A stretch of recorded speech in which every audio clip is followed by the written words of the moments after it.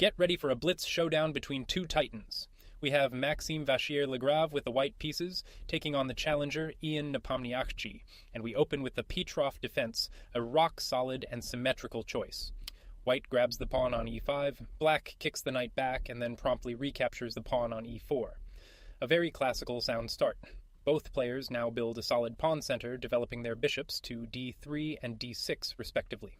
The position is a mirror image, a strategic battle for control from the very beginning. And MVL is the first to break the symmetry, playing queen to e2 with a check. Wow! Nepo responds with the absolutely brilliant queen to e7. This isn't just a simple block, it's a profound sacrificial idea. He invites the queen trade to get his king activated early and unleash his other pieces. An incredible concept. MVL accepts the trade.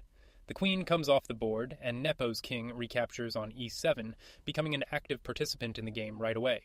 Now the endgame begins. White castles, and a rook slides to e1 with check, forcing the black king to f8. Both sides continue to develop, with knights maneuvering and black's bishop landing actively on f5. White advances with the c-pawn, challenging the center.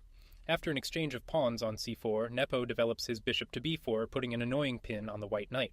But look at this, an equally brilliant reply from MVL. Bishop to d2.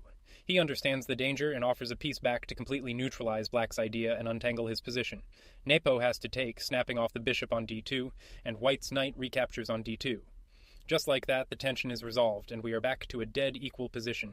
Fantastic play from both sides. A deep strategic phase follows. Black's knight lands on the beautiful d5 square, but white's pieces are well coordinated. The kings shuffle, and the bishops find new homes, probing for any weakness in the opponent's camp. The maneuvering continues. White's knight hops over to a5, looking for counterplay on the queen side, but Nepo's setup is solid.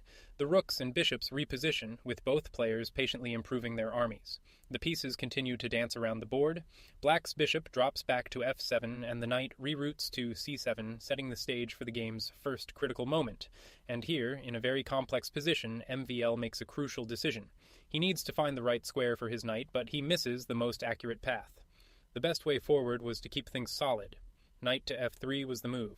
Black would respond knight to e6, then rook to d1, rook to d7, and bishop to a2, keeping the balance. But in the game, white plays knight to c4, and this is an inaccuracy that suddenly gives black a serious advantage. The problem is that it allows black's knight to target weak squares and attack the d4 pawn. And Nepo immediately pounces. The knight jumps to b5, and after white pushes the d-pawn, black's rook simply captures it. The black pieces are swarming in, and MVL is forced into a difficult defense. Nepo forces a trade of rooks on c2, and white's bishop recaptures. The position simplifies, but black's advantage remains. And now, a thunderbolt, knight to d4. A spectacular sacrifice from Nepomniachtchi, completely shattering the coordination of white's remaining pieces. MVL has no choice, the knight takes the knight on d4, and now the critical follow-up, rook takes the knight on d4. This is the only move that seals the deal. A fantastic shot that secures a winning advantage for black. White brings the rook to d1, but it's immediately challenged.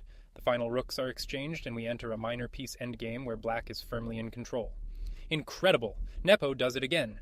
He plays knight to d5, another brilliant sacrifice to liquidate the position into a purely winning endgame. White's knight takes the knight on d5, and after black's bishop recaptures on d5, we have a bishop versus knight endgame where black's active king and superior pawn structure are simply decisive.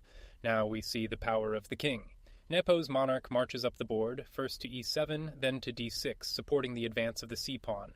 This is textbook endgame technique. White is trying to create a fortress, but it's incredibly difficult. The king needs to be perfectly placed to hold. The best try was to keep it centralized.